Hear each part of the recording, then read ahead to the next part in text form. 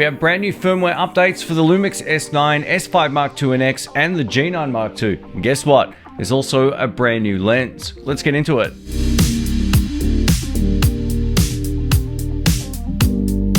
Welcome to the channel, folks. My name's Shane. In today's video, I'm going to share with you some of the new firmware updates for these four LUMIX cameras, while the S5IIX is filming me right now. So let's start with the S9. So let's cover the headline features first, and then we'll talk about the test results. This new firmware for the S9 is version 1.1, and guess what?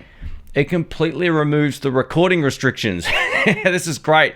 And this previously included a 6K 10-minute limit, a 4K 15-minute limit, and a 20-minute full HD limit. These time limits were deal breakers for some and not others, but now they're completely gone. There's a new recording limit option in the menu that you can navigate to, which allows you to bypass all of the recording restrictions.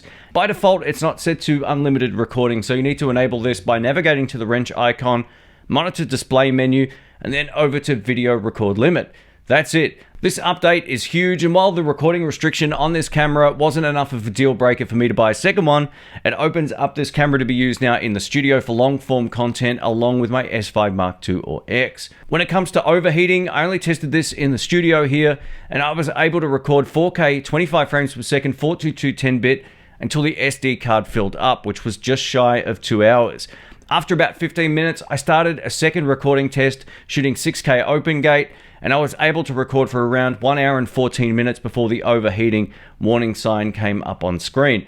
I stopped the test there as I didn't actually want to overheat the camera. Now, test results will vary in different locations. For example, if you're shooting outside in the sun, the camera will no doubt overheat a lot sooner. Let us know in the comment section what you think of this particular update for the S9. There's a few more that we have to talk about as well, but I think this is huge, and this will no doubt make a lot of people reconsider this camera if you're on the fence about buying it due to those restrictions. Secondly, the S9 now has the same powerful autofocus detection modes that we saw come to the LUMIX GH7. This includes improved car, motorcycle, airplane, and train tracking. Each of the vehicle autofocus modes has its own set of priorities. For example, car tracking will track any driver it sees first in the car, followed by a front bumper, and then just general car tracking as a third option. Depending on what the tracking detects in a scene, the autofocus will act accordingly. Intelligent subject detection and tracking are similar in both motorcycle, train, and airplane tracking modes. In motorcycle tracking, the autofocus will detect the rider's helmet first, and then the rider with the bike second, and then the entire bike without a specific area. The autofocus detection system means that the camera's autofocus can seamlessly detect and move between subjects as they appear or disappear in frame. Getting to the new autofocus menu is fast and simple. Hit the AF mode button on the back of the camera, click display, and you're good to go. Another excellent addition to the LUMIX S9 is the upgrade to the framing markers, which help you frame a shot in any aspect ratio.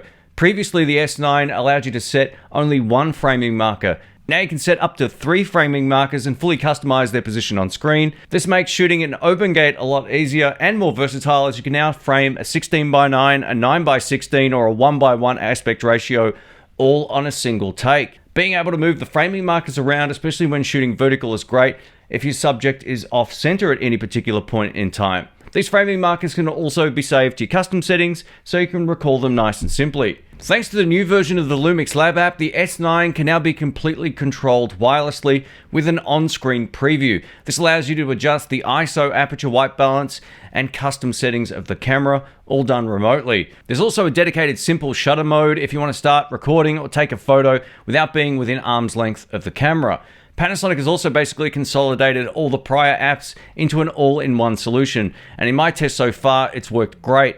Lastly, LUMIX has also announced a new range of colors for the S9 body with a slightly different feel and texture to the original wrappers. Colors will vary from region to region, but it's fun seeing new colors available. And if you're not into funky bright colors, I still think the black is a really great option. For owners of an S5II, S5IIX, or G9II, we now have a couple of cool upgrades thanks to firmware 3.1 for the S5II, 2.1 for the S5IIX, and version 2.2 for the G9II. Both of the full-frame cameras will now finally have the Leica Monochrome picture profile that a lot of photographers have been waiting for.